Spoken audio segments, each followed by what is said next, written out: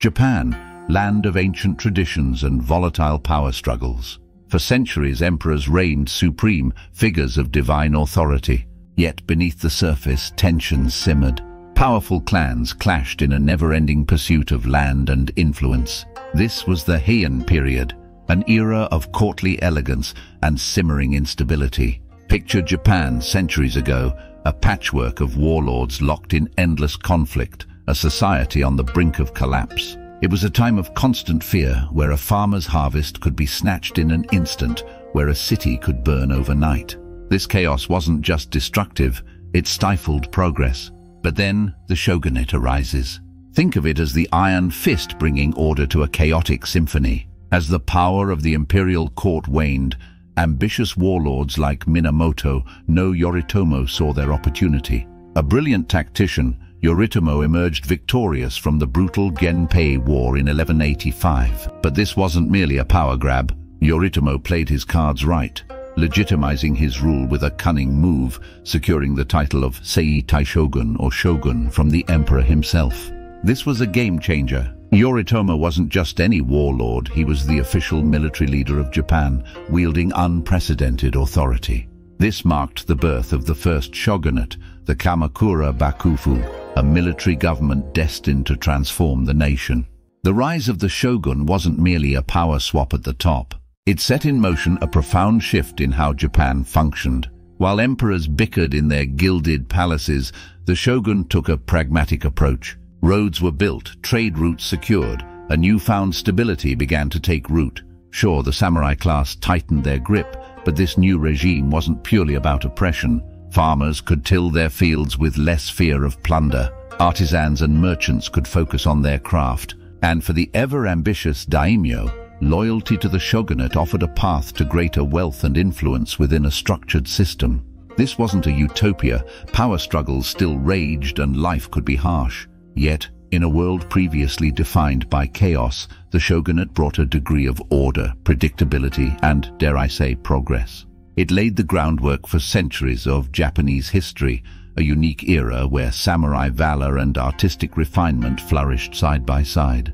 The emperor might have been a symbol, but the shogun was the engine that drove the nation. Sure, samurai still clashed, but now there was a structure, a sense of who was in charge. This hierarchy created a crucial foundation for everything else. With samurai devoted to their lords, and lords in turn to the shogun, there was a chain of command that allowed for better governance. Law codes, however brutal at times, meant there were rules to the game, not just the whims of the strongest warlord. Beneath the warrior class, this tentative stability allowed an economy to flourish. Merchants could travel with less risk, new trade routes opened and cities swelled. The arts blossomed under the patronage of powerful daimyos vying for prestige. This was the era of no theater, Zen gardens, and the tea ceremony, cultural hallmarks that define Japan to this very day. The shogunate wasn't just about forging a nation internally, it provided the backbone to defend it. Japan's island geography always made it vulnerable. Under the shogun's watchful eye, armies were trained, coastal fortifications built. It was this power that twice repelled the mighty Mongol hordes and kept ambitious European powers at bay for centuries, preserving Japan's unique path. This isn't to romanticize the shogunate. Life was still harsh and power could be ruthlessly wielded. But what it undeniably did was to create a sense of national identity, a template for unified strength that would echo throughout Japanese history. So buckle up, because next we're going to delve into the factors that sparked this incredible transformation, the why of the shogun. So we've seen the rise of the shogun, the order they brought to a fractured land. But why did this happen in the first place? Why did Japan walk this unique path while Europe's power simmered among kings and emperors? Well, it's a complex mix of factors, a historical chain reaction, if you will. Let's start with the top, the Imperial Court. Once mighty, centuries of sheltered living, infighting, and frankly inbreeding had made the Heian emperors weak. They were figureheads clinging to tradition, but holding little real sway over the vast expanse of Japan. This brings us to the provinces where ambitious clans ruled with iron fists. These weren't just thugs, These were landowners, military strategists, men driven by a thirst for territory and influence. Figures like Minamoto no Yoritomo weren't content being regional strongmen. They saw a bigger prize. Now throw in a dash of samurai culture, the warrior caste whose loyalty and bushido code were legendary. Here's where things get interesting.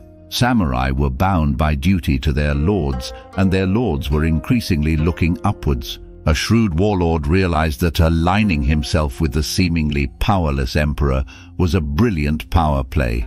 Consider it a medieval marketing campaign. Yoritomo, by getting the official shogun stamp from the emperor, wasn't just some warlord anymore.